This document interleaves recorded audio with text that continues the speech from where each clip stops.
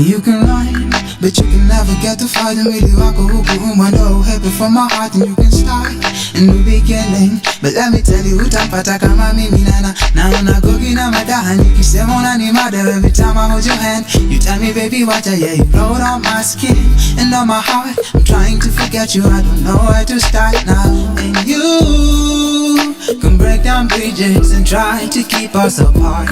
Waweza jenga kuta uzibe ufa, but I get right through your heart. And you can go away to distant lands if you want to, but I'll be right there waiting for you. Useme I do.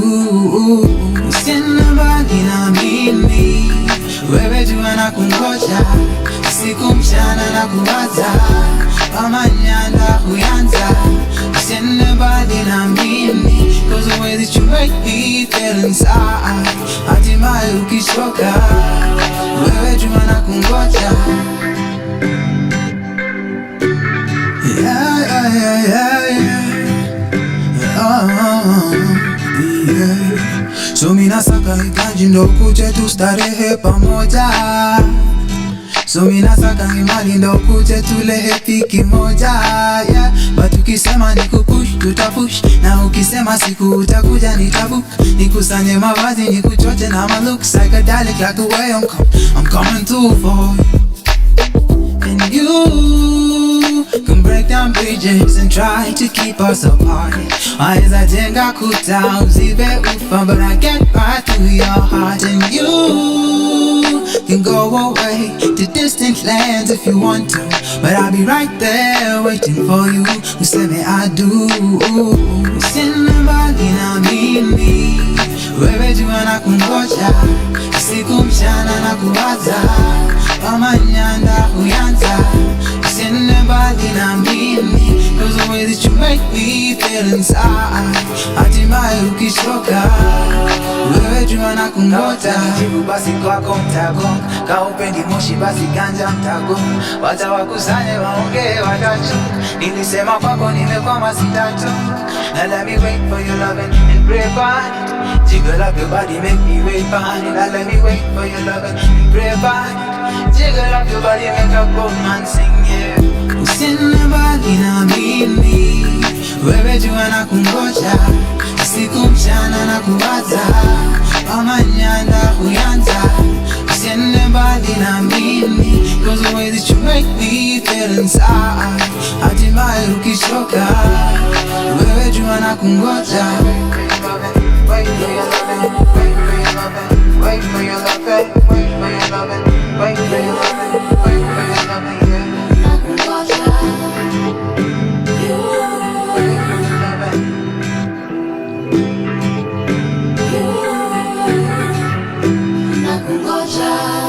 Of course, najua umetugoja. We are here exactly 9 minutes past 5 p.m. East African time, and it's about that time that we introduce the guest who is already in the building. Yes, and he is a king. In case you didn't know, he's a king. So you know what? I'm a king, and you know what? I'm a king, and I'm a king in my own. We're discussing all about that. He's a king. I'm an Iaje. But of course, the one and only King Nasibi is in the building. And the crowd goes wild. Yeah? Sorry? And the crowd goes wild. Thanks so much for the intro. How are you? I am doing great. I am fine, thank you. Yeah, just happy to be alive, happy to be here today. Amazing. Yeah. How is your Friday? My Friday is beautiful. It's sunny. It's full of good vibes because I've just released my long awaited, anticipated song called Stay. Yeah. And the response is just making me happy so far. Yeah. And yeah, it's just a beautiful Friday. Amazing. Yeah. So let's start off by knowing who is Nasibi. Yes, Nasibi. Yeah. Nasibi, first of all, is a 21-year-old singer, songwriter, recording and performing artist. I also happen to be a student, and I am doing landscape architecture. Yeah. You don't say. I was sincere. It's gonna easy. So yeah, that is Nasibi. Yes. So I want to take you back to them days and find out where you grew up in. Ulienda shule wapi? Give me that juice about your background and your upbringing. Yeah. Okay. So, I was brought up in nianze wapi? Okay. Nilizaliwa Mpisha. Oh my gosh. Cinderella Mpisha. Yeah. In 2001 March 3rd. Sikumbuki sijui time. Yeah, but nilizaliwa hiyo time. Hiyo March 3rd. Hiyo March, yeah. So I am the last born in a family of 5. Yes. Yeah, you're fine. Then I've been trying to count. So niko mimi, and then I have 3 brothers juu yangu. Yeah. And then a sister. Yako juu yetu kabisa. Yeah. So yeah, those are 5 people. Yeah. And then my mom and my dad, of course. Very loving home, very loving siblings. Yeah. Niko sure some of them wanasikia sahi. A big shout out to them. Big shout out to them. Yeah. They nawapenda sana. I will say okay, you're an immediate family, but like in the household and the people who raised me is an additional lady, my cousin sasa, who for a while I thought was my sister because mimi nilizaliwa nikampata hapo. So but nikuja kujua baadaye ni cousin yangu. Yeah, she's around the same age with my sister. Okay. So I will say that during that time nikilelewa it's like I had 3 moms because walikuwa on my case, you know, to ensure vitu kijana anaenda sambamba. So yeah, so I for as long as I've remembered, tumeishi a few places. Tuliishi Zimmerman, tuliishi Kahawa Ndani. I was born when we were living in Kahawa Ndani, but I do not remember. Sina hiyo memory. My earliest memory is in Kenyatta University. So my mom is a lecturer. So we stayed there for a while, or rather we're staying there for a while. So I've been brought up huko hivyo na the community of people that I have grown up with, most of them walikuwa wana stay Kenyatta University. So a lot of people actually wenye bado sahi we still in touch. Of course sahi a lot of us tumeskata, wengine wameenda university, wengine wameenda abroad, blah blah blah. But the love and the bond is still there. We talk about every time. So that's about where I grew up. I went to school in Thika Road Christian School. Thika Road Christian School iko opposite Safari Park Hotel. Like hapo to Safari Park Hotel opposite there's a small njia unaingia hivi iko tarmac sahi. It's actually you can even see it as you go past Thika ukiwa tu super highway. Unaweza ona Baptist Church, Thika Road Baptist Church. So hapo ndio nilisomea. And actually my whole primary life nilisomea hapo hivyo. Class from pre-unit, sikumbuki nursery nilikuwa wapi, or somewhere in Kahawa Ndani. But pre-unit to class 8 mimi nilikuwa mwanafunzi mzuri manze. Ulikuwa uko nasumbua wewe si ile wa manze, umeandaje shule 10 na class ni 1 hadi 8. Imagine. You know, so anyway, so mimi nilienda shule pekee my whole primary life. And then inafanya endelee after high school. Unaendelea utuambie. High school nikaenda friend school Kamsinga. If you know Kamsinga iko Bungoma. So nilienda all the way from Nairobi to Bungoma. And how was life in Bungoma? Jo nilipigwa culture shock we. Man. Where you did not expect that. I wasn't expecting it, man. Nilipigwa culture shock sasa umezoea life different, like umezoea kwa day school first of all. Because Thika Road Christian ilikuwa day school, so nimezoea kwa day school. That's one. And then unanipeleka boarding, and then boarding yenyewe iko Bungoma. It's a different lifestyle. Coach, and then sasa it's not like just easy boarding freestyle. It's a national school. So iko na standards, iko na discipline ingine, system ingine hapo kimaajabu. Unaambiwa mkimbie all the time. So I'm just confused because in primary nilikuwa naambiwa don't run. Don't run in the hallways. In high school naambiwa run. How? So I am confused. Yani it was confusing me. I'm confused. So ilikuwa culture shock, but for a very long time nikataka kuhama Yeah. but I just decided that acha niendelee kusukuma vile inafaa, and that's exactly what I did. So high school nikavumilia. Yeah. The 4 years I was also in one school. Yeah. Hey, when you let me say cause shule mbili maisha yote. Yeah, that's yeah, I will say that's and then San Kenya University, of course. So university niko Jomo Kenyatta, doing landscape architecture. How is life treating you at Kenyatta? Manze, sasa unajua tu manze, unasikia vile economy imekuwa mbaya.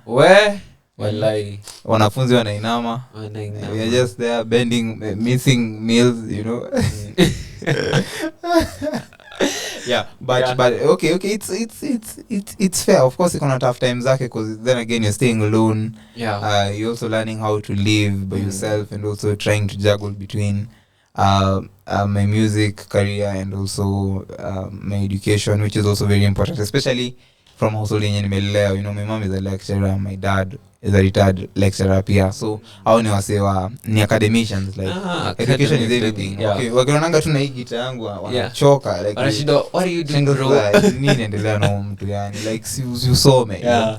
So like for me especially for the point that I'm in my life, like education is also a priority. So you have to create your balance pia, which is also not very easy. It's easy to say that I'll do this, I'll sing here, I'll do a gig here, and then I go and study, but when it comes to doing it, the storying in it for different. Yeah. So that's I would say that's my background in like just generally. Yeah, at least now we know you. And let's talk about music and when you fell in love with music. Okay. And when you started singing. I have had a lot of interviews, like I see ati nimekuwa nazo, nimesikia. Yeah. Nimesikia a lot of interviews. Yeah. About how people started their journey, blah blah, and it's always, you know, when I was 4 years old. Yeah, when I was 10. When I was 10, when I was 1.5, before I was born, I knew I was going to be a musician. For me, I feel like a bit different, a bit unorthodox, na spendi kudanganya. So I'll just say as it is. Yeah. So I will say once again, as I told you, I was raised by an amazing group of people. Yeah. My siblings, because what any older than me. So like how do you influence music yangu or what I listen to, because then again family yetu ni ile no phone until you're 18. Oh, wow, for real. So for 18 years I was depending on the entertainment that my sister and my brothers and my parents were giving me. You know, like I didn't have a choice. So kama kawaida nilikuwa into school. I was when I was small I was a bit naughtier. Nilikuwa mkorofi na sumbua kwa sababu ni last born. Lazima wajue manze mimi ni last born man. So hizo it was just I was just a normal person, let me just say that. Ikafika so at this time let me give you context. My sister and my cousin sasa, the two beautiful women I was telling you about, ndio walikuwa pioneers of most of the things that we were doing. So my sister and my cousin walikuwa nasikiza, you remember kina Westlife, kina Backstreet Boys, nasema blues, so your blues era. So walikuwa manze wametu madisk hizo times kwa zile ma DVD. So the CDs, they have the CDs, walikuwa fans, like they had fans. Kuna plug, ni ma plugs wetu. So hata kasi ngetaka I will listen to that music, you know, like whenever they're cleaning the house in the morning. Nah, it's not like I have a job to go to in the morning. In the morning kwa nyumba unaruka unacheza, I will listen to the song. So I will listen to Westlife, Backstreet Boys. So you will be there with my brothers. Na nasema mimi napenda huyu, mimi napenda huyu vile anakaa, you know. Hiyo ni Westlife, Backstreet Boys. So kila mtu alikuwa na msee wake, you know. It was that kind of thing. So so that is that. Hiyo ni sasa on the part of me. So that is blues. So I listened to a lot of blues at that time. Nikashika the melodies, the way they were singing. And if you listen to me playing, like just acoustic, achana na hizi zenye nimeproduce, the acoustic ones, utasikia an element of blues umbali, you know. So after hiyo my brothers ndio wakatake over. So two of my brothers wenye sasa wako wanafuata sister yangu chini, walikuwa into hip hop sasa. Hip hop. Yeah, so hip hop. So hapo hiyo time ya the beat kina 50 Cent, kina Eminem, kina Nelly, kina Kelly Rowland at that time. So you hip hop na R&B, you know. Who else was that? Akina Asha. So pia my sisters wanaingia pia hiyo era, you know, like kama kwa blues. Yeah. So kina Asha, kina Neo, kina Pitbull, we are starting to listen to a lot of pop and a lot of R&B, a lot of hip hop. So nikasikiza kina Kendrick Lamar, I listen to kina Lil Wayne, nikashika raps. At this time there are still raps that I know from Lil Wayne, you know. It's so amazing. Yeah. So my brothers did that thing for me. So hizo ndo ngoma nilikuwa nasikia. So at this time bado niko, what time is that? Class 2, class 3, class 4. And around that time, class 5. Yeah. That's 2012. 2012 I was in class 6. No. Yeah. So 2011. Around your time. Yeah. So tukaendelea tu. So alafu after hiyo, so after hip hop, I'm having sasa my mwenye sasa it's me, a brother above me called Isaac, and then another one called Timothy. So Timothy sasa akakuja na era soft rock. I had never listened to soft rock. So new time ya XFM. So you remember XFM? Yeah. So akakuja na era soft rock. So we were listening to a lot of soft rock, anakamna zile kwa zinaitwaje, rock 17, rock 18. So you can remember your series. We used to go and buy discs, and then the disc has so many rock 15 ama rock 10. So it has like 20 songs of rock songs. So imagine your series yote from I think rock 10 or something. We listen to it. So it's my brother side, it's my two brothers wenye sawa kwa juu yangu wakakuja sasa into the era of soft rock. So once again, soft rock ilinibamba sana because of the melodies and of the lyric writing. Like these people wanaandika, yani like their songs ilikuwa nasikiza nasema wow, they took time. Umse amechukua time kufanya Kenya nafanya. So then at that time I'm not thinking about being a musician. I'm just enjoying the music. At the same moment I enjoy football or anything without necessarily wanting to be a footballer. Sure. So yeah, nikasikiza a lot of soft rock at that time. So hapa hivi naingia 2012 2013.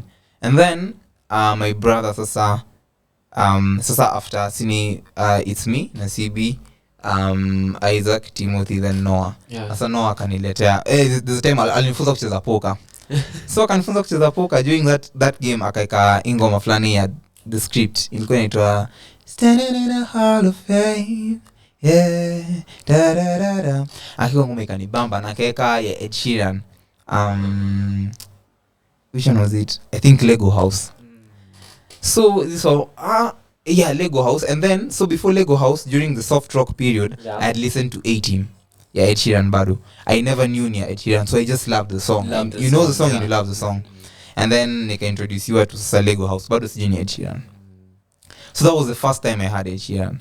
Na hizo ngoma mbili zilikuwa very unique to me amongst every other thing that I had ever listened to.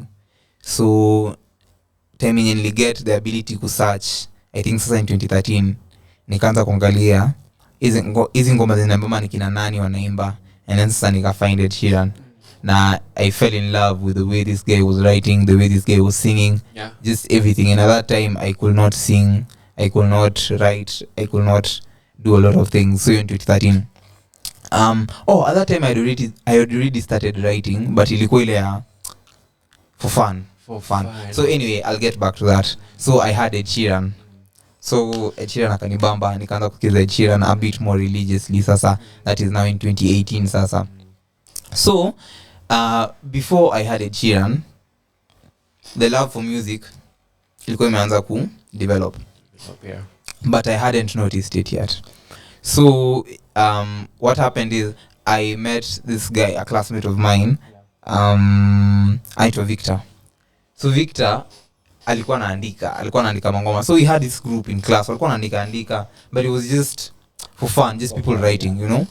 So I met Victor. Victor is doing a lot of writing and a lot of good writing. So ladies and yenye uko like how are you writing this good? And we are, so I think even in 2012 or 2011.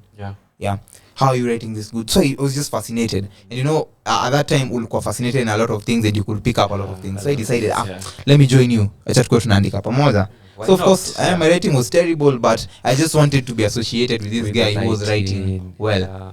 So tukaandika, we had a few gospel songs. Funnily enough, I have that book mpaka sahi. For real? You can't believe it. Siku moja itakuwa kwa museum, I promise you. Wow. I have that book. So tukaandika. Unfortunately Victor akahama.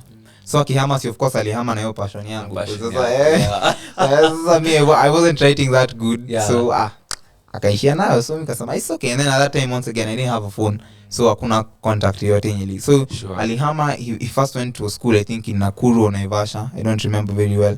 And then 2013 ndio we had the news ameenda abroad. So nikajua hiyo imeenda hivyo, ameenda na talanta yangu. It's okay. So after that, of course, ikafika point Ed Sheeran, nikaanza kucheza Ed Sheeran, blah blah blah, but I never wrote again after hiyo. And at that time bado sikuwa najua ati nataka kuwa into music that much.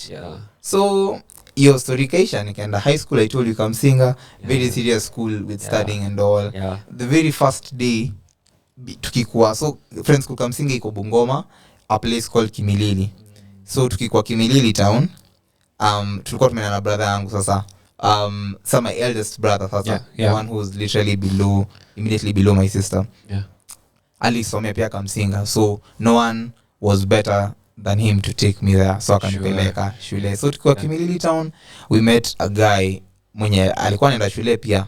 Nikamgotea tu, mamake akauliza, unaenda kama singer? Sema but hatukwenda nao. So nikaenda admission, hizo vitu zote, orientation, the boring stuff. Nikiingia class, I see this guy mwenye tulipatana naye on stage. So nikasikia tukiwa form 1, so I'm usually not very talkative nikianza kukua in a social like unless nimewazoea nyi wote, but if it's a new place, I'll take some time to adjust. We twin on that one. So mimi nika take some time yangu, so nikaanza kuobserve wasenge Chiku Boys anaimba sana. He really loves to sing. Anaimba vizuri. Better than I could ever dream of singing. So nika notice too. So form 2, cause sasa tulikuwa tunaenda the same people from form 1, form 2, form 3, form 4, mix. So form 2 nikaendelea kumnotice, nikaanza kuongea naye, tukaanza kuongea, nika find out he sings a lot. Nika find out that actually is very very talented. Alikuwa anaandika novels. He was just doing a lot of things. So akanishow some of the songs that he had. So nikiangalia hizo ngoma zake, niko like, once again, how are you writing like this and you're this young? Like hii unatoa wapi? So nikamwambia, so in the spirit of just bonding and just wanting to be part of something good, nikasema baada hata mimi nilikuwa naandika kidogo but niliacha. Akaniambia, it is nice. Show me what you have. Ama write something, relate it to one vile naka. So I did exactly that. I wrote a song, and at that time tena form 2 I met this friend of mine, once again my classmate, alikuwa anaitwa Dida. So huyu alikuwa anapenda pia Ed Sheeran as much as at this time. So this is 2016. At this time nasikiza a lot of Ed Sheeran, anapenda every time I come home Ed Sheeran. Narudi shule nimeandika ngoma zake kwa kitabu, blah blah blah. So alikuwa anapenda Ed Sheeran as much as I did, so tulikuwa tuna bond on that aspect. And he also used to play basketball. I played basketball in high school. I cannot believe it. I cannot believe it. Tafuta hoop hapo hivyo nikuonyeshe maajabu ya Musa, maajabu ya Nasibi. So what was I even saying? So tulibond on that part. So nikaandika ngoma, nikaletea boys akaitwa Dan. So this talented guy I'm telling you about. Akasema, this is actually good, there is something here, and I could see it was very genuine. But mimi sikuwa nibambika nayo. So anyway, nikashow this wangu, akabambika nayo pia. So niko like, sana bambika nayo.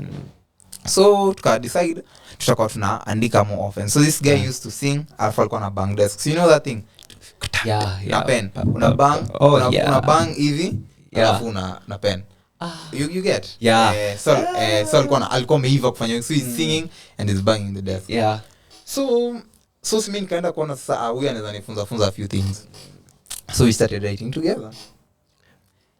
Nikaanza kuona baby kuna kitu hapa hivi. And at that time umesikiza a lot of music, and you have been singing like not purposefully practicing, but if you listen to a lot of music and you sing, you just get better at singing. So my singing was okay. You get. So tulikuwa tunaandika ana bang desks, mimi naimba. Ana rap, tunaimba pia, anaimba, tunaandika mangoma.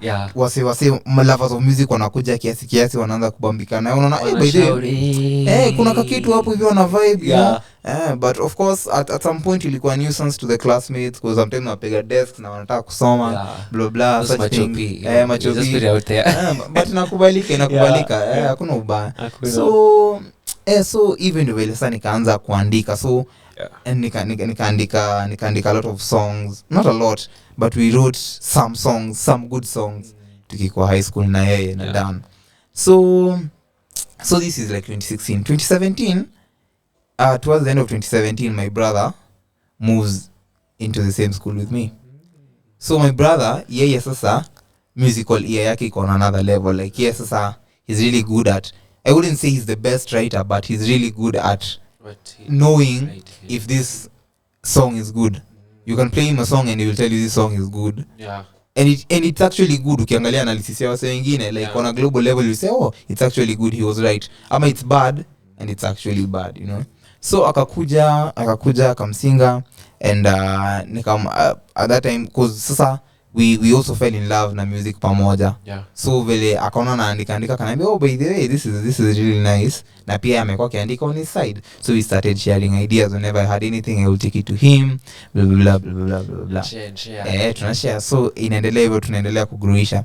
So when I was in so that's 2017 sasa. 2018 of course tunaingia KCSE, so there's a lot of pressure, you cannot be writing all the time, but tulikuwa tumeandika a lot of things na nilikuwa nimegrow musically. Like at that time I could sing better, I could rap better, I could even bang the desks better, so I was happy with myself. Checking. So funnily enough, in case you did not know, on I don't remember when, but 2018 is when we wrote Nakungoja. For real? 2018 na we released it in 2022, but we wrote it in 2018 with your friend. No, with my brother. So my brother came to me, tulikuwa dining hall. Akuja kaniambia yo Morris niko na idea. Nikamwambia talk to me wewe niambie nini. Akaniambia so niko na ngoma usiende mbali na mimi wewe jua na kungoja. That's all he had. Hiyo tu nikamwambia unajua nini, because and then we were brothers, so whenever he sang something ama he told me something, I could see the same vision as him. Ama it was very rare nisione Kenya anaona na nisipoona Kenya anaona, then it's not that good. You understand but sasa akisema tu kitu pia mimi nime envision design flani kisha kwa produced and all. So nikamwambia we just leave this one to moi, I will show you how we do it. And so at that time pia alikuwa ameanza kuniaminia, because at that time tumeandika a lot of songs na this Dan friend of mine, nimeandika a lot of songs on my own. So pia okay, I wouldn't say a lot, but I've written some songs that alikuwa anabambika nazo. So nikaenda nikakalia ngoma. So I came up with the first verse and the chorus. So nika come up na first verse na chorus with no instruments, no nothing, just you exploring, just vibing. So at this time nimeanza kuona actually kuna kitu poa hapa hivi, and tukimaliza high school we can try and release some of these songs, not professionally, just try and release some of these songs. So tukaendelea hivyo. So I think Nakungoja one of the last songs we wrote in high school, because ilikuwa towards KCSE.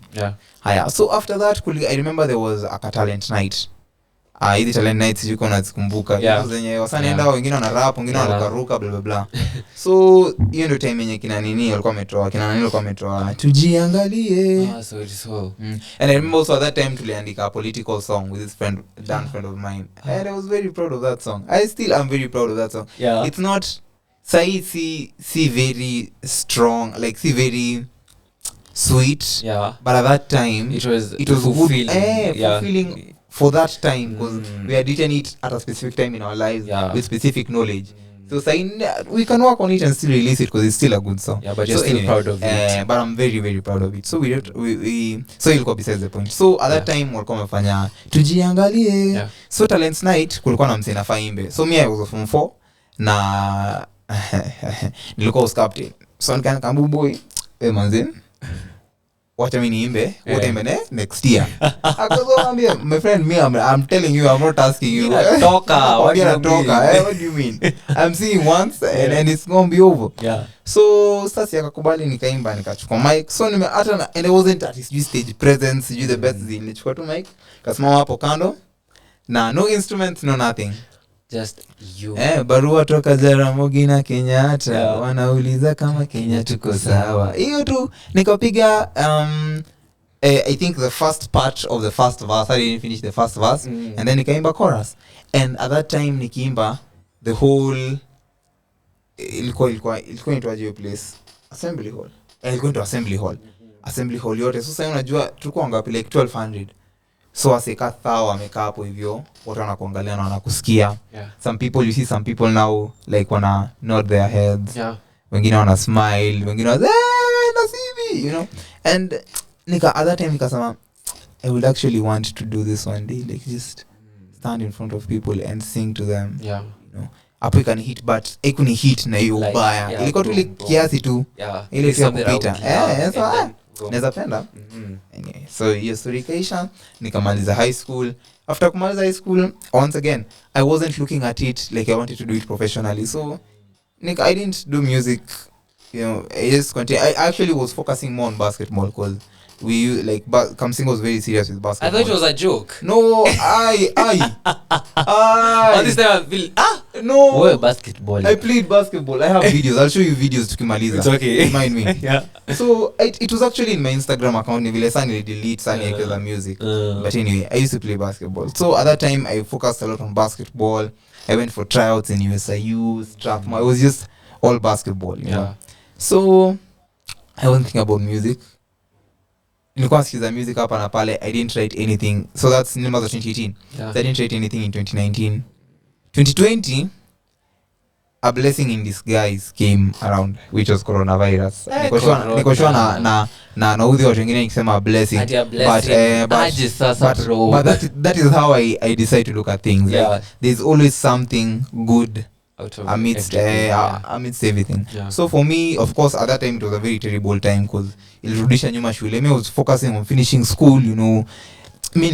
Mi sikuwa stories za kukaa shule, you know, an extra year. You know, so it was very stressing at that time. But in retrospect, I was very happy. I will say ilikuwa a blessing. So corona kufika.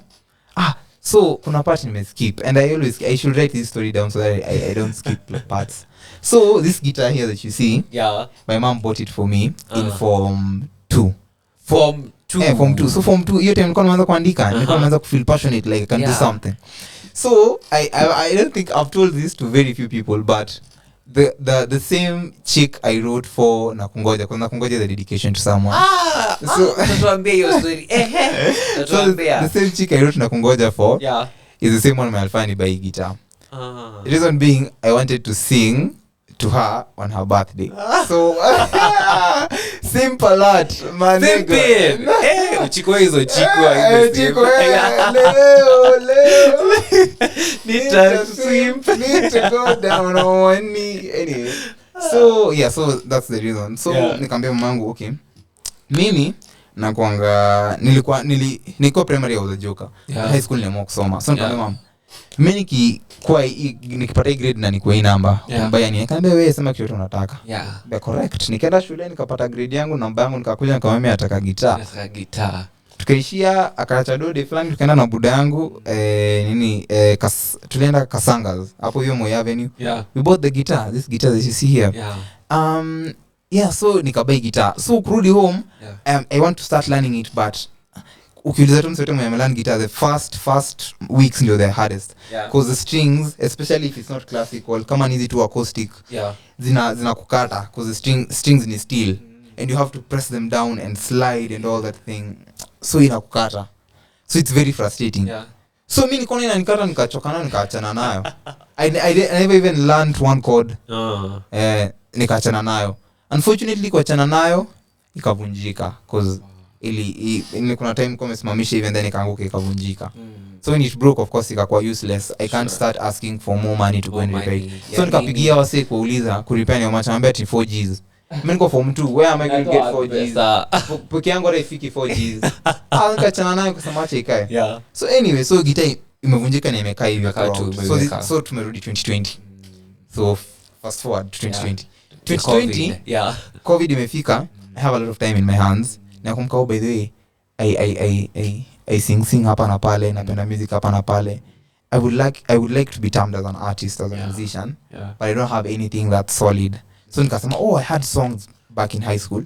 Let me revisit them and see what I can do with them. So at this time nikaangalia guitar yangu, by the way, acha nianze kulearn guitar pia. So no, it wasn't sikuanza kulearn guitar kwanza. Nilianza kulearn keyboard kwanza, piano. So I started with the piano. I was learning it in church. But after corona ingia a few months ika affect the functioning of the church. So church ikafungwa, I stopped learning piano. But at that time, the more unajua learn instrument, unaanza sasa to get into the world of music. So that time I have that hunger. I want to learn more, but I don't have anything to learn. Niko na guitar. I have a guitar. But imevunjika. So nikaenda YouTube na zatengenezaje guitar, nikaenda YouTube kutafuta. Nikaona nikaona hizi vitu za woodwork. Sema kani woodwork, let me take it to a carpenter and never let her do. Did that, nikapeleka carpenter. Hapo hiyo Githurai. Wasa ndaro hii Githurai imeni bless. Githurai. Nikapeleka Githurai. Nikatengenezewa gitaa na 500. So 500 at that time nilikuwa naweza kupata 500. 500 na 4G. 500 na 4G. Sema 500 nikatengeneza. So of course it wasn't permanent, but it will help. So nikaanza kulearn guitar. So now I'm learning guitar fresh kabisa, like from zero. Nikaanza kulearn guitar. Nikalan. There's this pal of mine, once again, very talented person. I told Daudi Machuka. He was coming to my tulimea na KU, but wali move out. So he usually comes around, see vibe pamoja, and he's really talented. He plays like almost all instruments. So akakuja, of course I come and anashika guitar na cheza blah blah blah. So when he's playing the guitar, the immediate thing that comes to my mind is, I have songs that I would like to hear because I've never heard these songs, how they sound with the instruments and all, you know? Because silikuwa nacheza tukibang desks. So nikafanya exactly that. I sang to him na kungoja. So tukaimba na kungoja, first verse na chorus. Akacheza nikasikia anibambi sana, honestly. Kuna mwenye nipei. It's not giving me anything. So nika record, another time siya tunajua kuimba vipoa. So I just recorded it, sent it to my sister, sent it to my brother. My brother who wrote it, who gave me the idea of writing it. So kumplayer alibambika nayo vibaya sana. Like he was ile unajua lasa unabambika kitu alafu like wait, kwani unasikia kenye sisikia ama nini endelea, what is going on? So akabambika nayo sana. So nikaendelea kusema okay, if there's something here, I can continue exploring. So I continued playing my guitar. Nikaanza kuiva kucheza guitar. So at this point I can now put my songs into the guitar, or with some little guidance I take the song na niweke kwa guitar. So kucheza nika notice that the reason why I didn't like the way Nakungoja was sounding, it's if you've ever played an instrument, or if you've ever heard this guy talking about instruments, kuna like musically kuna keys. So there is a key that you cannot sing. For example, which song? For example, Adele's Maybe Go Easy on Me. There's a key that she sings, wewe kama mwanaume hauwezi imba. So for you to sing that song, you'll have to take the song to another key, to a lower key. So what I noticed is we had put Nakungoja on a high key that I could not sing comfortably. So it was like I was talking. I was like, "Siende mbali na mimi, wewe jiona Nakungoja." So it was boring for me. You understand? So nika notice, so that's the mistake I made. So let me shukisha it down. So nikaishukisha to a comfortable key, and I could sing more in a more expressive manner. So nikaona actually this is a good ass song. You can actually do something with it. So nikabambika nayo sana. My brother kabambika nayo sana. My brother decided to send it to one of his friends who, before he came to Kamsinga, was in another school, and as I told you, hao ndio walinilea musically. So yeye tayari alikuwa shaanza kuandika na collaborate with other people. So he was in the same school with this guy called Ayoma. So he sent the song to Ayoma. Ayoma kabambika nayo, asked for the instrumentals. We sent him the instrumentals. He wrote something with it and sent it back. So kunitumia kasema, "Hey, bro. Excuse me? Who is this?" Hey, too much talent, man. Too much talent. Too much. Too much. Over much. Akanitumia nikasema, ingoma ni hit. So akatuma ngoma tukafanya ukarabati hapa na pale. And Nakungoja was born. Just like that. So at this time in 2020 I am doing a lot of singing, practicing how to sing better, guitar playing, and little writing, but progressive writing. Sure. So I wrote a couple of songs in 2020 actually. 2020 I would say 2020 was the beginning of my career. Your career. Yes. 2022 is when I sent it out to the world, but 2020 ndo nilianza work behind the scenes to like just see how good of a musician am I. Am I just here wasting my time? Mimi nisome. Nicheze baki. Maisha endelee. So at that time the sun comes up on all this something, because I used to do the songs, and I've always been the kind of person who looks at it long term. If I'm like, okay, for example, we Gikosh when ni teme radio presenter, I wouldn't say that I wouldn't start comparing you to someone who has been in the field for 15 years. Yeah, sure. You know, I'll just say that if you're doing well right now, in 15 years, you'll be doing extremely well. You understand? So that's how I looked at myself. I knew that I wasn't the best guitar player, the best singer, the best lyricist, but it was like, in the next, if I do this consistently for 5 more years, how good will it be? So I will send some of my songs to people, and wangekuwa like, damn, this is really good. I remember that friend of mine I told you in high school alikuwa anasikiza Ed Sheeran. I sent him one of the songs I wrote in 2020. Actually the first song I wrote in 2020. Nikamtumia, and I didn't say anything, I just sent him a song. It's like I'm doing a cover. So at that time I could play the guitar a bit better and singing. So I sent nikamtumia, akasema wow bro, this is really nice. Akatuma flames, akabambika, akaachana nayo. After a while akantext akaniambia, yo, nimekuwa nikisikia hii wimbo sana, tebu send me the original version. So I'm like, yo bro, man, you're listening to the original version. Like, this is the song I wrote. Alikuwa so surprised, akasema, damn. Oh, he thought because and then at that time I wasn't very good at writing in Swahili. Actually, if there's someone who helped me write in Swahili, it's my brother. Mimi nilikuwa naandika mostly in English. So this song was purely English. The first verse and the chorus was purely English. So ungedhani nimba mtu mwingine easily. So he didn't know it was my song. So nikamwambia ngoma yangu aamini. Abudi tumie ile origi. Ndio nisikie yote niweke kwa playlist. It was my song. So I was nikaanza kuona yenyewe there's actually something. And that's how the journey began. Amazing. Yes. So you take a very short break. You break no unatupeleka, so you can pick your guitar, because I try to like guitar, because you guys, we wanna come back. You had a story Nakungoja. There's a story behind that. There's someone, also the guitar vine. Do stick around here, because we love tea, and of course he's here to give us the tea, and of course he's going to perform a song right now. But before that, here is Megan coming through with some, anaskiza. Hi, hello. My name is Megan Zill, and you're listening to 254 Drive with Gikosh the Captain.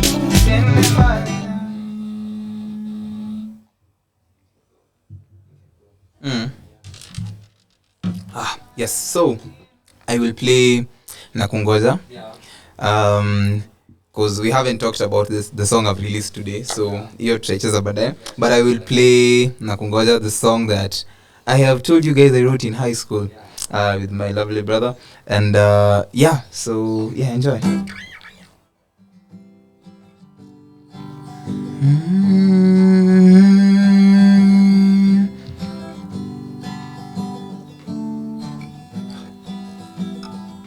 Usiende mbali na mimi, wewe jua nakungoja, usiku mchana na kuwaza, wamanyanda huyanza. Usiende mbali na mimi, cause the way that you make me feel inside, hatimaye ukichoka, wewe jua nakungoja. Wewe jua nakungoja. And you can run but you can never get to fudge mwili wako huku umando uhepe for my heart, and you can start a new beginning. But let me tell you, hutampata kama mimi na unagogi na madaha nikisema unani mother every time I hold your hand. You tell me baby what yeah, you wrote on my skin and on my heart. I'm trying to forget you, I don't know where to start now. And you can break down bridges and try to keep us apart.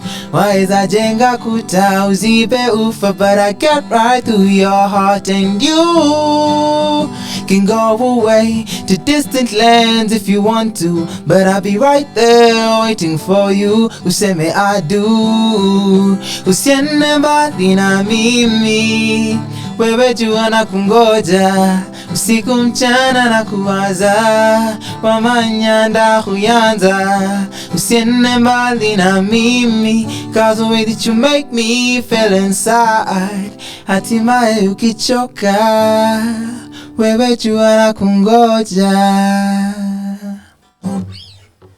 That was na kungoja. Amazing. Super talented. Stop. Stop it, you. Go stop it. So, I want to hear the story behind Nakugoja. Your brother came up with an idea, like, here's the idea. But I want to hear the story behind it. Give me the simping story. Sasa, sitakwambia kila kitu. Yeah, sitakwambia kila kitu because mystery is important. Yeah, sure. Mystery is very important. Yeah. So, this is what happened. Yeah. So, at that time, I had okay, najaribu to make sure to give too much information. Yeah, too much. Too much information, yo, bro, man. Keep some mystery on. Anyway, so what happened was at that time, this song, as I told you, at that time I wasn't seeing anyone. Yeah. In high school, uko shule, and then you just ukirudi home, there's this cuffling that you had. Yeah. Then you're going back to school, and it's you don't know what's gonna happen because it's been 3 months. Then you come back home, labda iko, labda haiko, labda amechoka na yeye, so it was this time that there was this chick I was trying to get, and we had like a thing, but ikaisha, sindio? But I was still very hopeful, those. I don't know what's wrong with me, but at that time we were hopeful that we can make something work here. You get, we can make it work. We can make it work, one way or the other. Yeah. So of course at that time, everything that I was writing, there's this song I wrote. You very like a handful of people have heard it, but at that time ilikuwa I think one of the songs in it was very, very, very sincere. It was just still in the same theme, but the idea of the song and also this song, like basically we can try and do something. It's like So at that time nikiandika most of the songs I was writing, zilikuwa zinacheza na hiyo theme, or nikiandika ngoma, nikiandika love song, I am thinking about this specific person at that time, you see. So what happened when my brother came up with the idea, of course the idea was his, but I was like, damn, this resonates so much. Like, usiende mbali na mimi, wewe jua na kungoja. This is something that I would love to tell this Chile. Like, so this word, hizo words zayo, the first part ilikuwa originated by my brother, but the rest of the chorus, usiku mchana na kuwaza, wamanyanda kuyanza. Wamanyanda kuyanza means unajua na kupenda in Luya. So wamanyanda kuyanza, usiende mbali na mimi because of the way that you make me feel inside, hatimaye ukichoka, wewe jua na kungoja, So the rest of it was sasa by me, and this sasa zilikuwa zinasema what I wanted to say, what I was feeling at that time. So if you listen to the verse very carefully, once again, still the same thing, telling her that you can run, but you can never get too far because you are not meant to run away from me. Blah, blah, blah. Those two cocky songs that you write when you're a kid. So that was the message behind the song. And I don't know what else I can say. Did you send it to the person? No, I never sent it to the person. Have they listened to the song? Yes, they have listened to the song. Have they said something? No, they don't know it's theirs. They don't know it's theirs. Oh my gosh. Oh, that's why you don't want to share too much of information. I see you. Ajui. Mwenye nimeimbia ajui, but ulikuwa inspo. Yes, alikuwa inspiration. Yes. So let's talk about your creative process and how you write your music. Take me through like your creative process. So yeah, over the years it may change, of course, because you've picked up a few more things. But nikianza when I was in high school, as I told you, which is very different from what most artists do. Like there was this time nilikuwa Kinoti, like Kinoti alikuwa ananiambia ati so nilikuwa mmoja like uandika jengo makambia mimi kwanza nachukua guitar hivi na get your riff na imba. So kaambia sasa mimi huwa imba kwanza na kama up na idea alafu ndo napeleka kwa guitar. Nasema so unaniambia unatengenezanga ngoma bila guitar aje yani hapo anaelewa hiyo concept. Asema ati hiyo bro basi uko na gift. So niko like okay for me so if I didn't have the guitar ningedo aje, you understand. So that's when I started creating music, when I didn't have any instrument. I didn't have the knowledge of playing an instrument. So for me the words ndio zilikuwa zinanibeba. Like for me to start writing a song, it's like when my brother came to me and ambiwa usine mbali na mimi wewe na kungoja. It's the idea behind the song that made me write the song. So for me whenever I had things to say that nilikuwa na feel ni ziko deep, you know, na ziko na meaning, that's where I will start. So I will start from a lyric. So one of the first songs that I wrote ilikuwa 2020 ilikuwa about 2020 I was using a different method in high school. Ilikuwa one called it's called Pledge. So the chorus, I won't delve very much into the song, but the chorus ilikuja nikiko high school once again. Like it's a song that they were basically just words. So it's like me trying to say, it's like poetry. I start with words and then I give it an interesting tune that I feel resonates to the situation, you know. For example, if I'm happy, the tune will be happy. If I'm sad, it will be more mellow and somber, if you understand. Yes, so that was my creative process for the longest time, until nikaanza ku learn this beautiful instrument called the guitar. So when nilianza ku learn guitar, bado my skill set haiko imefika level ya nilikuwa feel guitar inanifunga, because I can't explore that much the same with my voice. Voice yangu inaenda highs na lows, ni change melody hapa na pale, but nikichukua guitar na niweke chords inamaanisha nimefunga the whole song. And I didn't have sikuwa na expertise, so nikasema my method still remained the same. I have an idea and I try to play it. However, kuna times zenye nimechange. Like the first song I wrote in 2020, I took the guitar, nikasema na feel this type of way. I played niliget knowledge that time niliget knowledge to like use minor keys and major keys. So minor key when you're feeling sad, major key when you're feeling happy. So I just took the guitar, played a minor key, nika feel this sounds sad, you know, and then I started singing and exploring. Exactly. And then so there's still in 2020 the second song I wrote, once again I was feeling what I was feeling. Nili feel the best way to kuitoa ni through song, but guitar iko nakubali, so mimi nikaanza tu kuimba. Actually I didn't start singing, I started talking. Nilianza kuongea, because it's like when you have a problem and you go and rant to someone. So mimi nilikuwa na rant too, because it was very deep. It was something that was going on in my life. Then nikachukua tu phone na nikaanza kuongea. Na nikafeel baby hapa hivi kuna statement kali, kuna venye hapa hivi kuna kitu line. Sasa nikaanza kuitengeneza tu from that. And then after that nikachukua guitar nikaiweka ndani. So siku hizi I do a little bit of both. Some songs I just have like two cues. Like maybe if you have just a cue, like usene mbali, it's time to leave, stay. I have that cue. I look for a beautiful chord progression and I put it inside. Sometimes I come up with a tune in my head, like la di da da da da da da da da da da da da da. It's just in your head, imekuja out of nowhere. And then after the tune I try to play it on the guitar, and then I put words on it. But it's very rare nichukue guitar nicheze tune alafu niimbe juu. Most of the time huwa inatoka from from just me sitting around and singing, and then the song comes. And another way is I really love collaborations. So like that friend of mine I was telling you about into Ayoma. Yeah. Ayoma we've done a couple of songs with him. He sends me ideas. Namwambia, "Oh bro, uko sawa hii idea nikichukua?" Anasema, correct, wewe chukua, ngoma ni yetu." Yeah. I take the idea. Na kungoja ali contribute. Stay, the song I've released today, he contributed. Paris is a song I have called Paris. He contributed to it. Yeah. He has contributed to many of my songs. So I really love collaborations because it's been a new sound, a different sound. So yeah, I've written a couple of songs paired with my brother. Tukiwa home.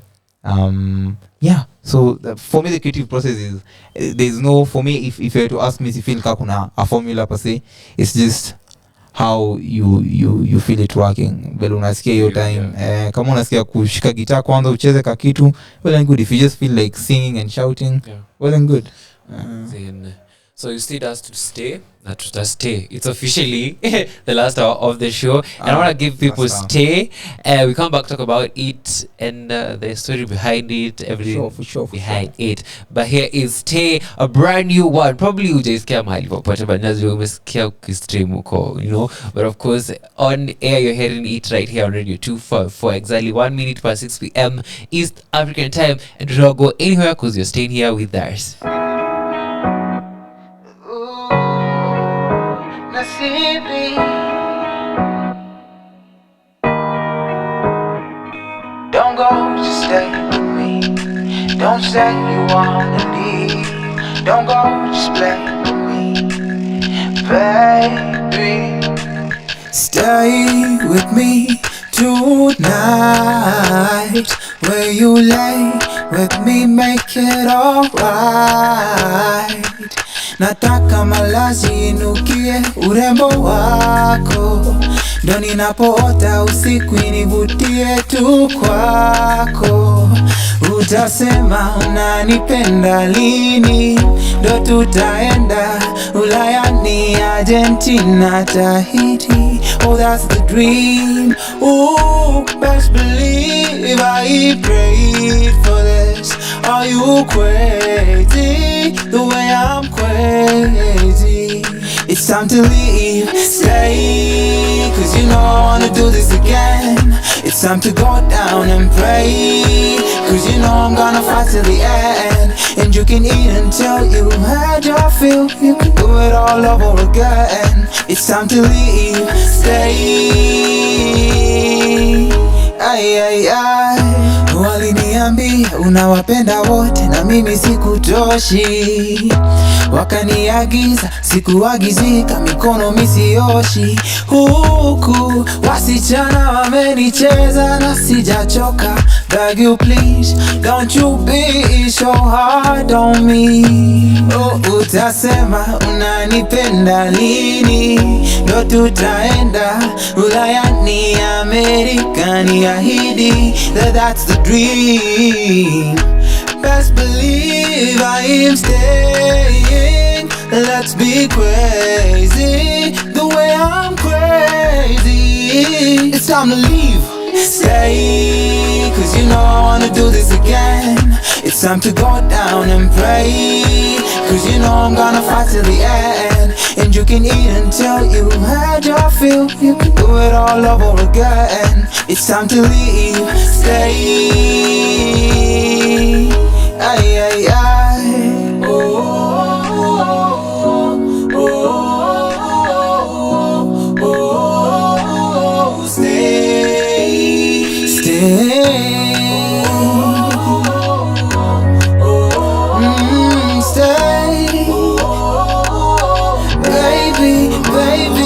It's time to leave. Stay, cause you know I wanna do this again.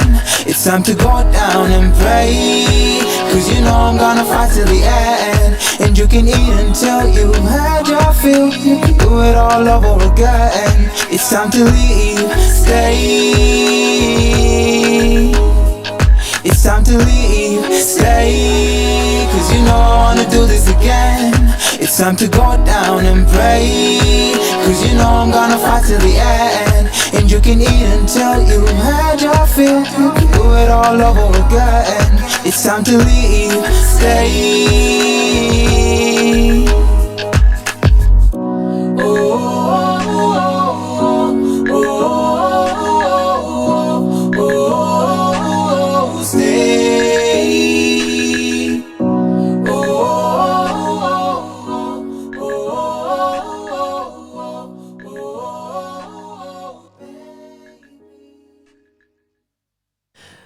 Stay right there by the one and only Nasibi, Preacher Radio 244, exactly 5 minutes past 5 p.m.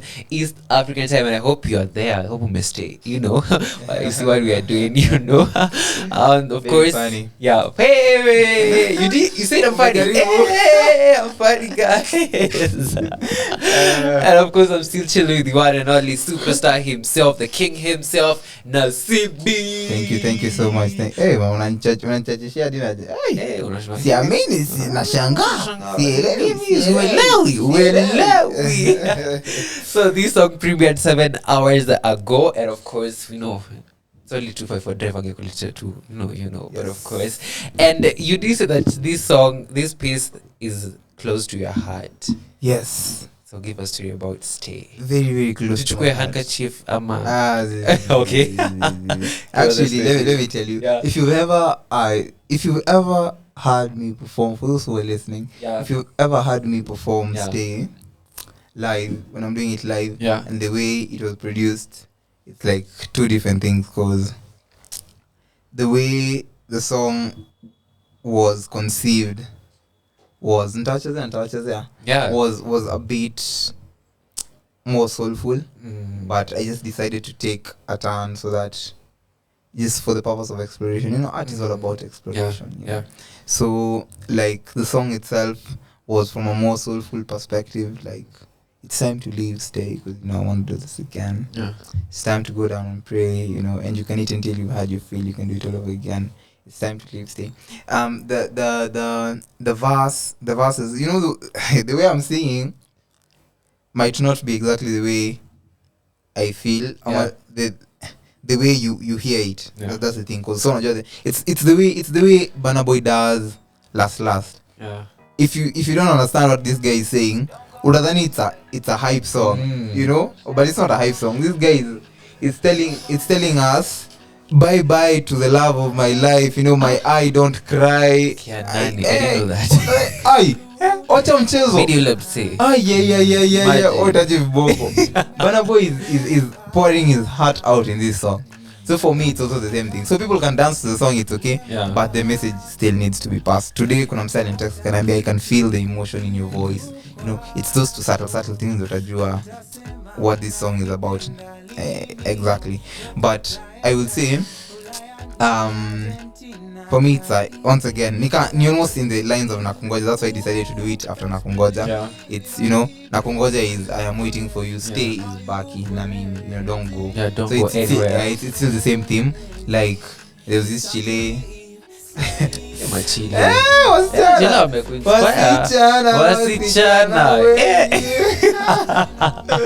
hope my mom is not listening to this. But at least you have music. We are proud. We are happy. It's gonna go. Many of me are solo. Yeah. Anyway, so there's this Chile, of course. Yeah. The song is also a message. Yeah. I was telling her to stay. Yeah. At the time, ilikuwa rough patch in the relationship. And bado nilikuwa the hopeless romantic that I am. Designing, I don't usiende man. Like usiende. We can do this. Couple of text akaniambia ati I've heard the song. Yeah. Akasema I love it, alafu akaandika simu hapo mwisho. Alafu akacheka. Sawa tu, ndio simu. Anyway, it's just there. And that is exactly why. Sorry to take a detour, but that is exactly why men don't talk about them. Yeah. You can't. I can't go and tell my friend.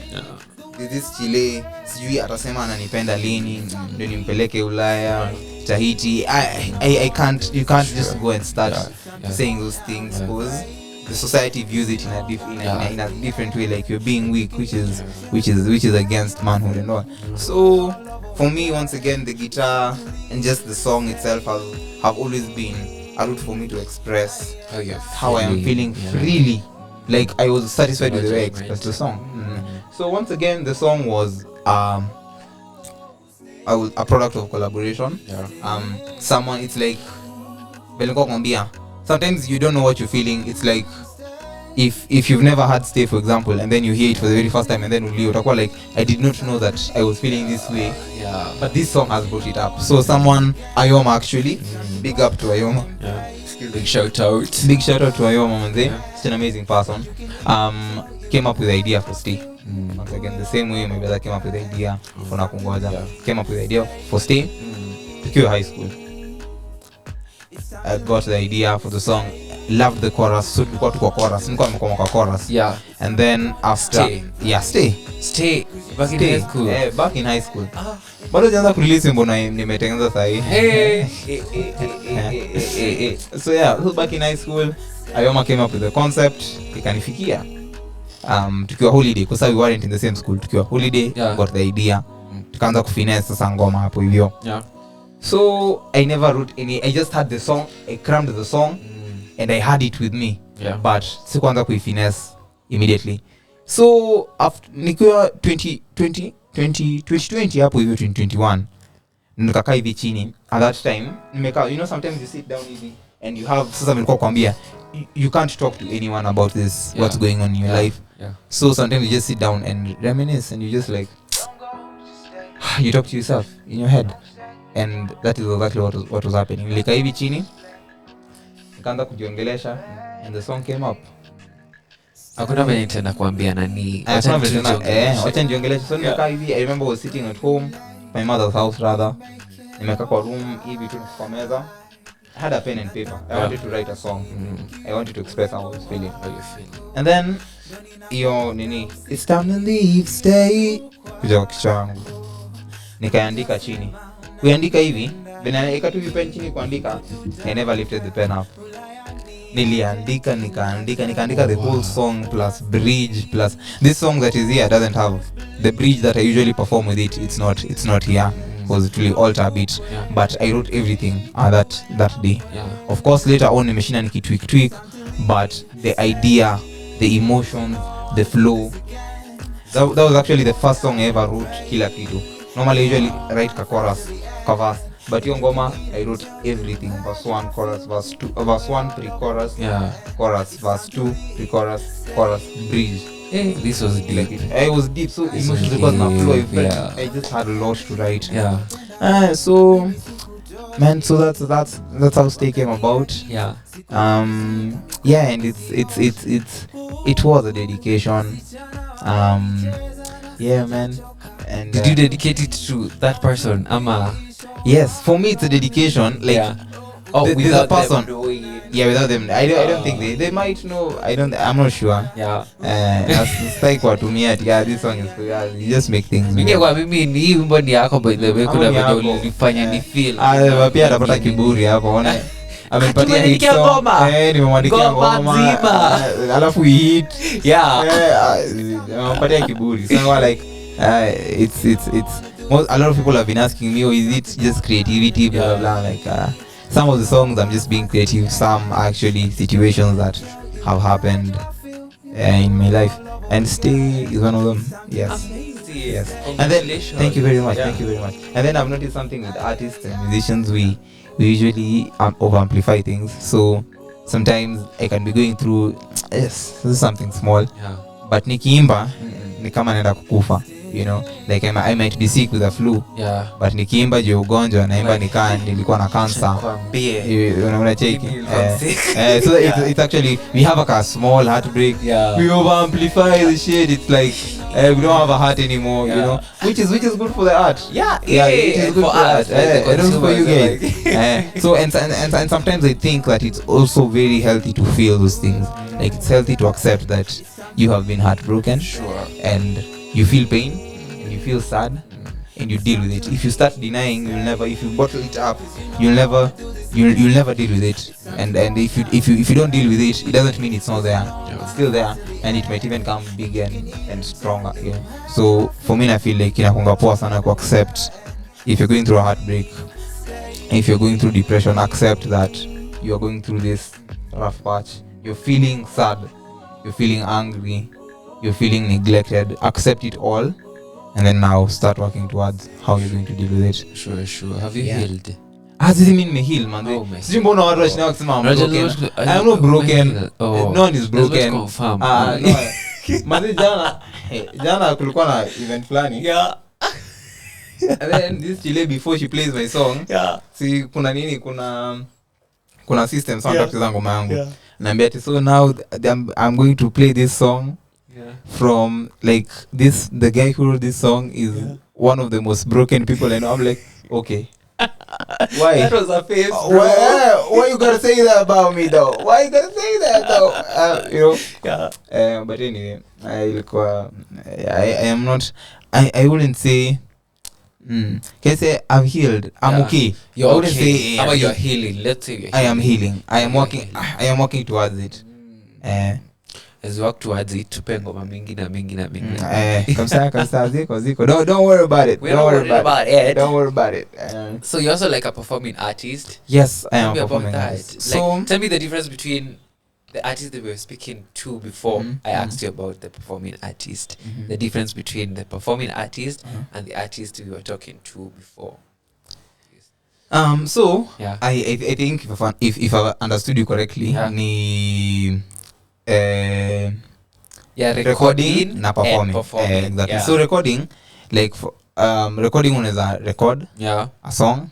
For example, record Stay. Yeah. And I just release it, icheze kwa maklabu, izunguke, wasabambike nayo, get streams zake, iweke kwa playlist, blah blah blah. But that is as far as it goes. I just record the songs. Yeah. Alafu kuna performing, kuna recording and performing. Recording and performing, akisha record, ama aside from recording, he also performs. You understand? So for me, I am a live performer. I love performing live. You know, the very first time I did that was not because atinapenda perform live. I actually do not like a lot of people looking at me and stuff. Like you know, say what? But after release na kungoja, my story yangu inaunga na vitu weird. So after release na kungoja, I got sick almost immediately. Like a week after I got sick, ile mbaya kwenda hosi kulazwa for a few days. I was admitted.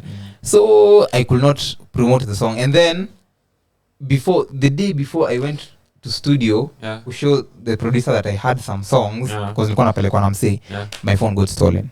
So I went on a Thursday, nikaibiwa Wednesday, like nilipigwa nyongolo, nikaibiwa simu, vitu zikaenda. So hiyo day I was wondering, sasa niende studio ama nisiende studio, nika decide acha tunishie. So nikaenda studio now without a phone. After release na kungoja, I still did not have a phone. So I was in hospital, I don't have a phone. There's no way I can promote my song. So my song was just promoted that first week that I released the song, hiyo pekee. So after that,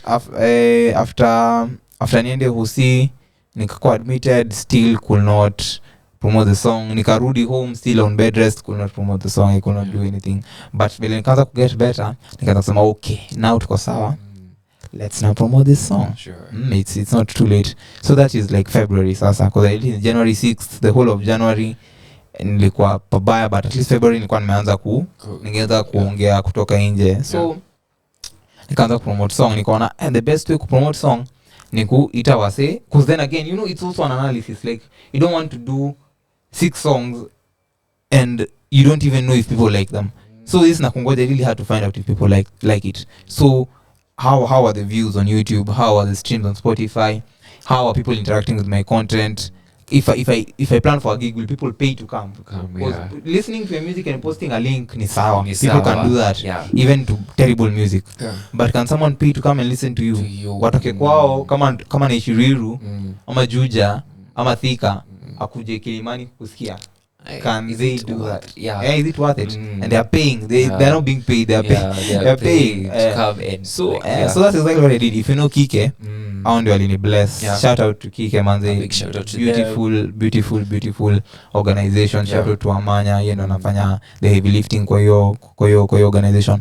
And nikabuka gig hapo. I texted Kike on IG and I was like, yo, what does it take for me to perform? So nilikuwa nangoja niambie inafaa nilipe, sijui nakaniambia tu book. So niko like wait. So sema nika book. So at that time ni mimi na guitarist wangu anaitwa Shadrack, hakuweza kumake it kukuja leo. But the other time I was here with him. So tuko na Shadrack, nikamwambia Shadrack, you Shadi, mimi nimebook ide. Utakuwa available? Akasema nitakuwa available. Si basi twende tuimbe. So mimi niimbe, yeye acheze guitar. The charges were 100 shillings for student, 200 shillings for the regular guys.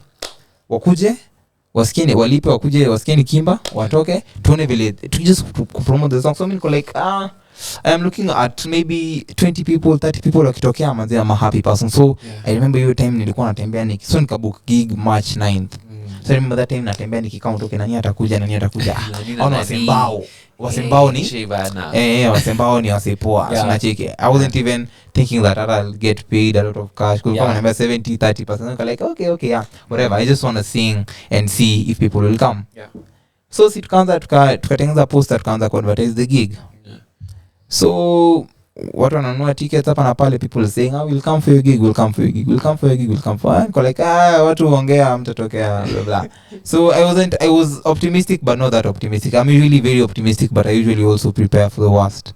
You know, I usually hope for the best but I prepare for the worst. So imefika hiyo time the day before the gig nimeongea na people najua sikadha wanakuja, so niko like it's worth the investment. So let me tell you, before hata tuanze ku practice I told a friend of mine, there's this chick mwenye alikuwa ananipush a lot, like release some of your songs are good. Your time 2020 like endo record, enda studio, alikuwa tu on my case. So when I booked a gig aliona like I've done a lot of progress, you know. And I shout out to Sifa. So alikuwa like this is a really big step. So akaniambia I have a guy who can play the keyboard for you. So I'm like, okay, if you have a guitar and a keyboard, itakuwa fiti. It's a concert. It's a concert bwana. So that's exactly what we did. Akaitoa mse ubweza kakam. So it's me, Shadrack, and the guy who plays the keys. Before aniendelee, these people that I'm going to mention wamekuwa na mimi since the very first gig. Sam, Shadrack, Mugambi na Daudi Machuka. Watu wanne manze, God bless you all man. Like hawana watu wenye women support like from the very first time. Ile time yenye unaambia msee kuja unichezee na ujue hata kama utapata doa kumlipa. Like anakuja for the love of your music. Na at that time so release na kungoja, so washasikia na kungoja kwa like kuna potential hapa, you know. So Daudi is the one who used to come to my place na alikuwa anacheza, alinisaidia ku get codes na kungoja, so we go way back. So yes, so those people that I've mentioned, man, they shout out to them and they amazing people. Wametujenga sana. So where was I forgotten. So yeah, so Sam amekuja mwenye anacheza keys, anakuja tuka practice kidogo na msai guitar, tukaona by the way hapa hivi kuna potential for something beautiful, si ndio?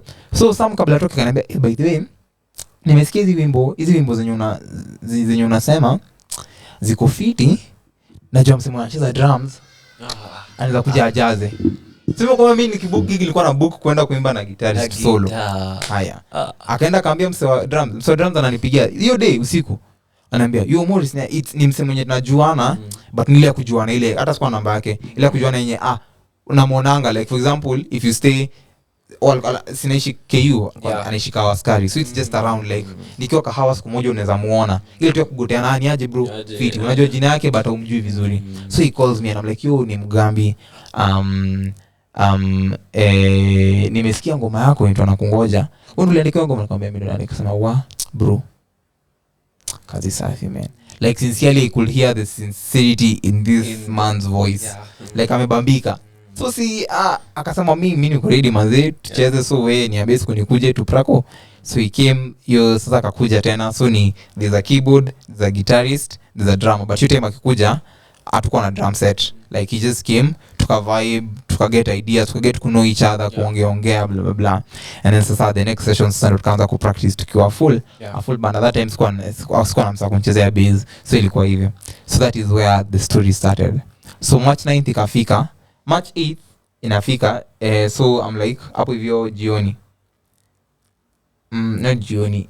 Yeah, jioni. Nauliza Amanya, how many tickets zimeuzwa? Akaniambia ati sijui 30 ama 27. Nikasema that's nice. That's nice. 27 people. That's nice. That's a cool name. Nikasema 27, nikamwambia wase mazee 27 na kama hivi mazee tushereke, itakuwa show safi. The next day niko satisfied. The next day the gig is at night, like at 7. The next day at like 2 ananipigia ananiambia Nasibi, nikamwambia yeah ni aje. Akasema poa sana, like congratulations, So nikamwambia congratulations mbona hata sijaenda gig.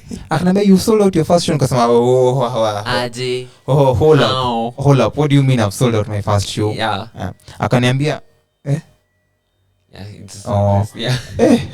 akaniambia nikamuuza so wait what do you mean I've sold out? Akasema umeuza tickets zote. Nikamuuza kweli tickets zote. Akaniambia the tickets ananiambia 60 ama 57 something of that number. So akasema you mean 57 people have bought tickets they are coming to my show 57 people. Akasema akaniambia na sasa nataka kuuliza kuna watu wenye wamesema hawana tickets wameshinda kupata tickets. Nikamwambia actually kuna wase walikuwa wananiambia sasa hii wanataka kubuy tickets bado hawajabuy. So akaniambia okay let me talk to Move Cafe. Shout out to Move Cafe manze. That is where I first performed manze. And that is where niliget your courage ya kuendelea. So akaniambia was if 7 anakama acha niulize Move Cafe kama anaweza ongeza capacity. Akaniambia akasema sawa. Nikamwambia sawa. Akaenda kuuliza akanipiga akaniambia capacity imeongezwa. Tickets I think sijui zikafika 90. People so niko like okay asana unajua at least watu 60 wanafika. People bought tickets hadi I think 77 ama 80. So the very first shoot ilikuwa na like 80 tickets. So I'm like yo man this is unbelievable. You know so at that point niko like okay so say this is serious. So nimeanza kutense. I'm okay I'm going to sing to 80 people how when I've never sung before 10 people how the hell am I going to pull this off? So meaning I was very confident in our practice because my practice enough. It wasn't a long set, it was like 10 songs. So many go like hiyo ni sawa. So tukaenda Move Cafe, tukafika on time. Actually mimi nilifika on time. Alafu nani umsemchezea keys Sam na Mugambi mcheza drums wakaanza kunichezea joke fulani. Alijua hawakuji. Wakafanya ni tense but it's okay. Kuna venye sikuji. Ni mfalo but nitawapata najua nitawapata. So anyway so akanichezea mchezo mimi naendelea kutense even more. So anyway wakafika tukaanza kuimba it's my very first time performing. So I do not know hizo vitu ndogo mic technique. Sijui huyu akicheza loud inafaa niimbe louder sijui nisongesha. I didn't know those things. So my first performance in terms of musicality and all it wasn't the best. But in terms of experience it was the best. Because I'm also looking at the experience. So tukaanza kuimba. It was a bit tense when I was singing the first song. I did Nakungoja the first song, an acoustic slow version of Nakungoja the first song. Nikaendelea pole doing covers and originals. And the best part for me during that performance ilikuwa nikiimba Nakungoja the last. So I did Nakungoja twice, the first song and the last song. The last song is the studio version, the Vehicle studio version. So it's more hyped, people can enjoy it. So the last song nikifanya, I think ilifanya nikasema yenyewe I really want to do this. What happened was nikianza kuimba I told people that I'm going to sing that song. And nikasema tu the song that we have all been waiting for kajua ni ngoma gani. But I never told anyone to stand up or anything. Wasoka simama. So this is like picture like 70 people wamesimama. Sai naanza kuimba and they are starting to sing with me. Like they're enjoying the song with me. They are singing ikifika chorus. These guys are so loud I can't even hear myself. So they're singing back my lyrics. Ilikuwa fulfilling and busy sana. So yeah, that is when the live performances started. And since then I didn't have the finances to go and do another song at that time. Remember I told you I was sick, so I never did a lot of. I was very inactive. At the time nikiperform, I was still performing when I was still sick because I had a virus. So virus inakaa longer in the body. So anyway, so after sikuwa na finances za kudo the second song. I had the second song already, but I didn't have the finances to do the second song. So nikasema okay, for now let me just keep live performing, keep a name out there, and get to meet new people, continue pushing my song. That's exactly what I did. So that's how live performances started. Like with Nakungoja came the live performances. And ever since I have met amazing people. That is how I met Kinoti. I met Kinoti sasa nikianza kuzunguka. Like you know, how can I do how many other live performers are there when you never meet up now. So mimi nenda coach to show Kinoti. Okay, anyway, that's another story. But yes, that is how I met Kinoti. And Kinoti ni one of my favorite artists, actually my favorite artist hapa hivi. So kumi ilikuwa like fulfilling kwangu. So if music has done this for me so far, nimekuwa like manze, it's such a blessing. And so even vile that is how the live performances started. Amazing. As we come to the conclusion, who would you love to work with? Like, who would you love to work with? What is in store? Kwanza tuanze hapo. What is in store for us? Like, is there an EP coming through, an album? Let me I think that's not a spoiler sana, but yeah. What do I say to not spoil it so much? There's something good coming. You just know there's something good coming. There's something good that is coming. Don't be anything. There's something good that is coming. You don't worry about mystery. I must maintain the mystery. To maintain. Maintain. But anyway, there are a lot of, I will say, I will definitely say there's no album coming soon, because for me, I feel like doing an album is it's something. Nikotolea album, I want to give you guys songs that are 10 out of 10. Like if there are 10 songs, you like 10 of them, not 9. And then this one kila kitu. So anyway, I feel like an album also takes a lot of time. I have to say that, and to be honest with that. So I have started I can't say here, but I have started working on it. But I am not in a hurry. Let me just say that. I'm not in a hurry. So you're on the side of the album. EP, I will neither confirm nor deny. Collaborations, I will neither confirm nor deny. But remember who I would like to work with. Who would you love to work with? Who would love to work with? Tanzania number 1, Kinoti. I really admire the way umse anakuanga tu yani. Like when I used to listen to him and sikuwa namjua, ilikuwa story nyingine, but sasa namjua na namsikiza bado. Umse kuna like this is literally one of the biggest stars we have right now. Na you better not sleep on this guy. You better not sleep on this guy. So anyway, Kinoti number 1. I would also like to work with Ethan Muziki. Nime meet Ethan a few times, tumeongea, at least sai ananijua na namjua. So I wouldn't say that we are working on someone on something, but now we can read between the So I would also like to work with this lovely lady called Jerai. She doesn't know me, but I listen to her a lot. Nampenda sana. And I will also like I will also like to work with Bien, because Bien admires sana the way Bien is such a star, the way he just writes, the way he's able to express himself, the way he's able to shift between genres. Napenda sana. I will also like to work with the Only Rosa, if you know the Only Rosa. I will also like to work with Ruguru. Maze Ruguru Wakati masters wote. Maze nataka kuwork na Ruguru vibaya sana. But anyway, tutafika tu hapo. Once again, I saw Ruguru before nianze kuimba, nikiimba na nika end up meet after, so at least sai pia ananijua. We haven't worked on anything yet. We haven't talked or working on anything yet, but I know we will. Sooner or later. I would also like to work with Jerry. It's just Jerry. On the drugs. You know that thing. I would also like to work with. I've not said Brandy. I also like to work with Brandy. With Ochiko. Ochiko. I would love to work with Ochiko. Mansimp. Man, sasa hiyo list inaweza endelea. At least but we get the idea. For sure. Some of the people I would really love to work with. And once again, I really believe in collaborations. If you're listening to this and you feel like I have a vibe that you can work with, nivutie IG, just go to IG Nasibi_music and hit me up. Sure. I'll get it and na tutapanga, because I really love working with people, because I feel hapo ndio mali the gems ziko. If you just work alone, kuna monotony itakuja tu, upende usipende. But if you have the ability of collaborating with other people, na hiyo ndio inasaidia other countries.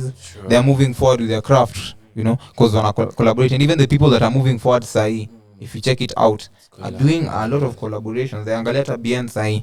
Ben is just doing collaborations left, right and center. Even if it's not like visible collaborations, but he's not writing alone. Yeah, he's not producing alone. Yeah. Hajajifunga, you know. Hizo ndio vitu zenye saizi na zinatuinua. So, yeah. Amazing.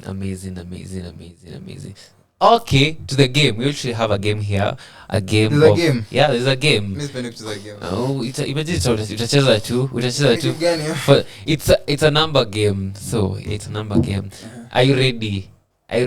Lazima tucheze game. Even if I say I'm not ready, you will still play, no? Yeah, lazima tucheze. Sasa unaona. So why you asking me if I'm ready? Are you ready? Not ready. You're not ready. Okay. I wasn't ready. I'm ready. It's okay. So, it's okay. Let me play the game. Yeah, 5 things you can't leave the house without. 5 things I can't leave the house without. Yeah. Okay. Okay. My watch. Yeah. My clothes. Yeah. Sure. See you wise man. What else? My phone. Yeah.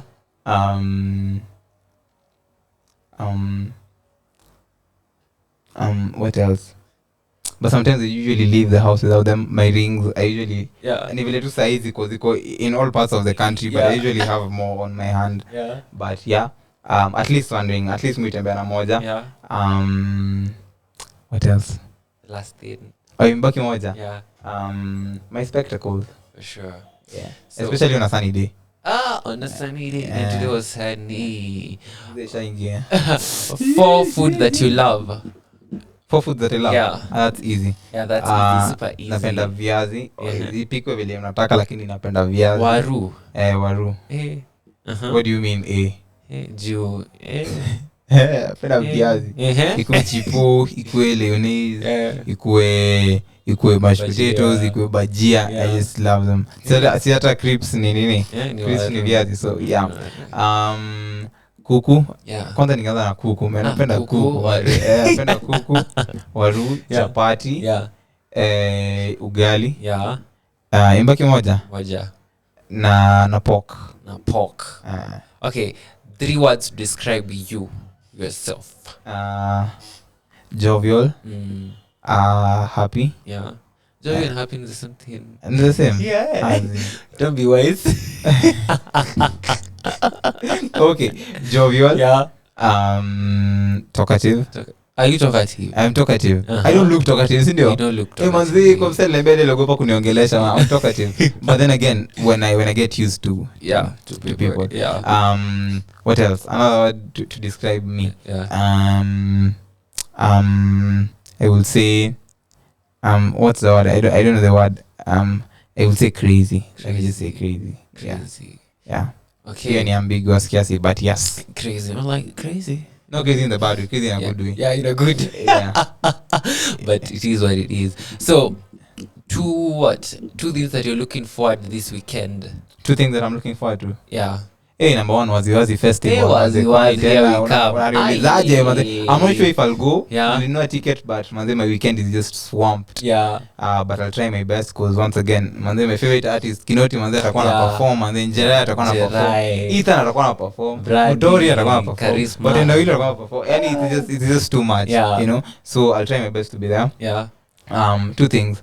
Waziwazi and just sing my song doing that thing this weekend because inaendelea kusonga. Lazima. If I ask you that last one question. So, where can people find you on social media? Okay. So music. Anyway, I usually wasn't a social media person, but the music has taught me, my career has taught me that you have to be there for people to interact with you. Otherwise, utakuwa successful artist because you need to take your things out there. Sure.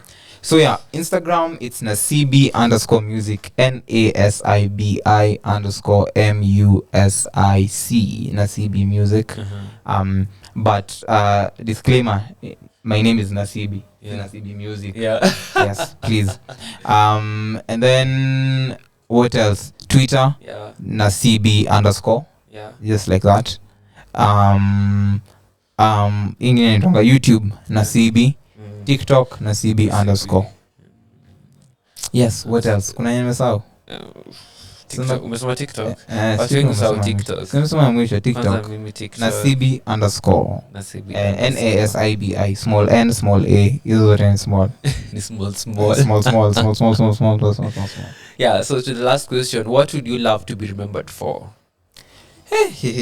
Nimeulizwa hiyo swali maishani mwangu. Imagine leo umeulizwa tu. Umeulizwa. Umefanya nyendo. Umefanya nikafikiria. The one thing I would love to be remembered for. Yeah. I will say someone who was honest in their craft. I think especially in this age, tumekuwa very, I can say who was authentic, because in this age tumekuwa very drawn to different things just because they give us attention. You know, some people that are doing music commercially, because you're doing it commercially, you'll do what brings you money. You know, I'm not saying that if you do a different genre, you're not authentic. All I'm saying is that if you do, you know, the only person who can say I'm not authentic is me. And I'll be really, really stupid if I try to lie to myself. You understand? Like, mimi mwenyewe personally, I would like to say that I did this music because I wanted to, not because ilikuwa na trend, ilikuwa na hype, like doing this had hype, getting married ilikuwa na hype, you had to get married. I want to do and live my life as authentic, as honest as possible. And so in my craft, especially if it's able to show in my craft, then I think I'll be a very successful artist in terms of just artistry, away from commercially and all. Like, I just want to be remembered as an honest, authentic artist. Amazing. Yes. How amazing is that? Sana nataka tuchukue guitar unajua tufungie show because we're about to funga that thing. It's 8 minutes to the end of the show. Unajua mimi namalizanga 6:50 ili pave for the other show. You guys, thank you very much for coming through from Monday to Friday until now. It's exactly 42 minutes past 6 p.m. East African time. How about I see you on Monday from 4 p.m. all the way till 7 in the p.m. We're talking all things uncut, you know, the uncut party that is coming through very soon. We're discussing all about that. How about this weekend? I find you on those major places, you know, those major places. I know you're talking about Wazi Festival. Tupatana because a lot of Kenyan artists, not a lot. The lineup is all about the Kenyan artists will be performing live. And how about you be kind and love more? Thank you very much, Nasibi, for coming through and honoring even the invitation and come through and gracing up the show. But you guys, be kind and love more. Here is Nasibi coming through, and that's how we close the show. Be kind and love more. Twende kazi. Yes, sir. Stay with me tonight, where you lay with me, make it alright. Nataka malazi inukie urembo wako, ndo ninapota usiku inivutie tu kwako. Utasema unanipenda lini, ndo tutaenda Ulayani, Argentina, Tahiti. That's the dream. Best believe I prayed for this. Are you crazy the way I'm crazy? It's time to leave, stay, 'cause you know I wanna do this again. It's time to go down and pray, 'cause you know I'm gonna fight till the end. And you can eat until you had your fill. You can do it all over again. It's time to leave, stay. Oh.